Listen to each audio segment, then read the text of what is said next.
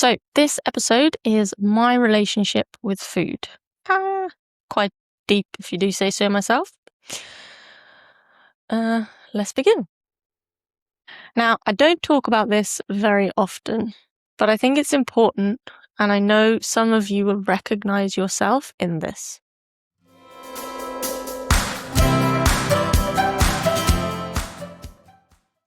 Welcome back to Empower Her Daily. I'm Sophie. This is Series 3, Strong in Real Life. Today's episode is a little different. It's personal, and it's something I've touched on before, but never really gone into properly.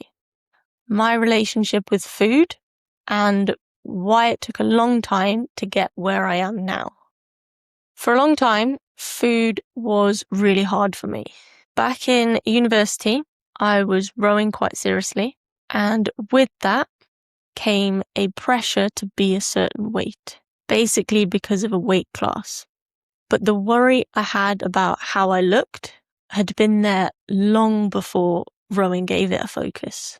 That fear of putting weight on, of how my body looked, it was already there. Rowing just gave it somewhere to go. And at that time, I was really struggling, not just with food, but in myself. My mental health was in a really difficult place, and the two things fed into each other. See what I did there? They made each other worse, and it sent me into a really dark place for a while. The cycle I was in, restrict, overeat, restrict, it's exhausting in a way that's hard to describe, because it's not just physical, it takes over your thinking. It's there when you wake up, it's there when you go to sleep, it's there in every social situation, every meal, every moment where food is present. And I think that's what some people don't understand sometimes. It can look fine from the outside. You can look like you have it all together, and inside it's all consuming. It took me quite a long time to find my way out of that. And for a while, honestly, it made it really hard for me to support other women with their nutrition because I was still figuring out my own mind. How could I help someone else find that peace with their food when I hadn't found that peace myself? And I think that's something that gets lost sometimes, even among professionals. The science of nutrition is actually quite simple, but doing it, living it, especially when your relationship with food has been complicated, that's a different thing entirely. And it requires sensitivity, building and understanding, not just knowledge. That sensitivity is something I had to find in myself first. And now that I have it, that experience, that understanding, it's become the foundation of how I work with women around food now. Because I've been there, not necessarily in the same way, it changes the way I show up for someone else who's struggling with it. So for me, over time, things shifted. So now my relationship with food feels a lot simpler. I'm consistent. I know what works for me, but it took a lot of time.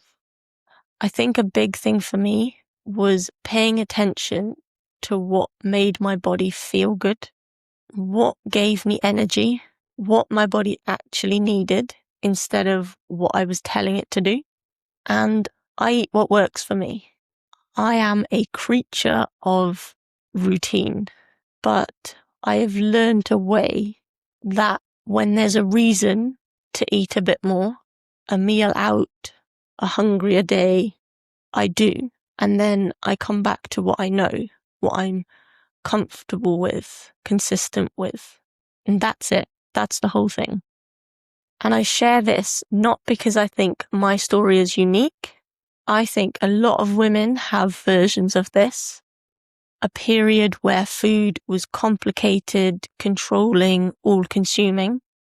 And I share this with you because I want you to know that the other side of this exists, where food isn't the enemy, where eating well doesn't feel like a battle, where your relationship with what you eat is just calm. That's available to you. It might take time, it might take support, but it's there. If I've said anything that resonates with you today, if you recognize that cycle or you're still in it, please know that you're not alone in it. And if you need it, Beach UK is the leading eating disorder charity, and they understand exactly what that cycle feels like.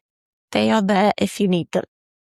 Tomorrow, we're going to talk about something that flows naturally from this, what it actually looks like to build a relationship with food that fits your life rather than controls it.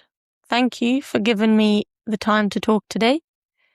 This is Empower Her Daily, your journey, your pace, your strength.